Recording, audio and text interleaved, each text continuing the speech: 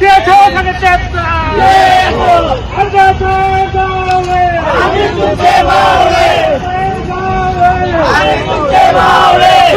भारतीय छावा संघटनेचा या मोठ्या गावकरचं करायचं काय?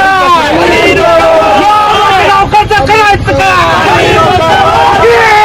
भारतीय छावा संघटनेचा मोठ्या गावकरचं करायचं काय? या मोठ्या गावकरचं करायचं काय? मोठे गावकर हा भारतामधला सर्वात मोठा दहशतवादी आहे. 22 लाख विद्यार्थ्यांचं त्यांनी नुकसान केलेलं आहे. त्याला तात्काळ फाशी झालेली पाहिजे आणि विद्यार्थ्यांचे नुकसान झाले ते विद्यार्थ्यांचं नुकसान भरपाई केली पाहिजे. काल आम्ही निवेदन दिलेलं होतं. जी विद्यार्थ्यांनी आत्महत्या केली त्यांना 1 कोटी दिलं पाहिजे आणि जे विद्यार्थ्यांना 22 लाख विद्यार्थी त्यांना प्रत्येकी 5 लाख रुपये नुकसान दिलं पाहिजे आणि या हरामखोराला छावा संघटनेच्या ताब्यामध्ये दिलं पाहिजे. ही आमची मागणी आहे आणि आम्ही त्याच्या घरावर जाऊन यापुढे जाऊन त्याची क्लासेस कुठेही चालू ठेवणार नाही. त्याला फाशी झालीच पाहिजे. त्याला सुट्टी देणं म्हणजे हा मोठा नाराजम आहे. त्याचा खावरोब आहे. हा खूप मोठा ह्याच्यामध्ये राजकीय लोक आहेत.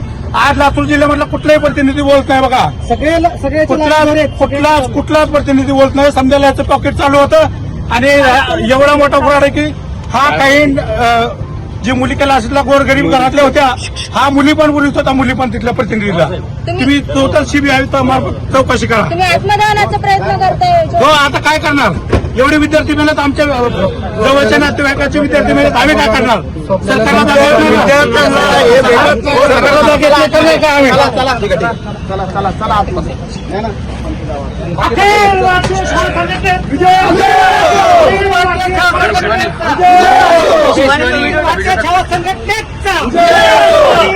मोठे गावकर आतंकवादी आहे.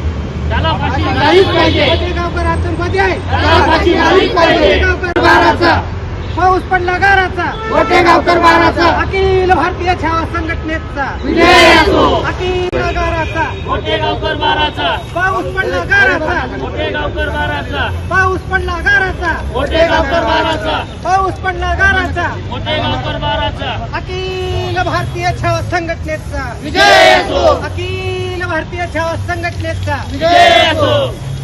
दुरी पिरी एक्का. मोठे गावकर छक्का. दुरी पिरी एक्का. मोठे गावकर छक्का. दुरी पिरी एक्का. मोठे गावकर छक्का. विद्यार्थ्याला न्याय मिळालाच पाहिजे. विद्यार्थी संघटनेचा विजय असो. अखिल भारतीय छावा संघटनेचा विजय असो. पाऊस पडला बाराचा पाऊस पडला गाराचा. मोठे गावकर बाराचा अखिल भारतीय छावा संघटनेचा विजय असो. अखिल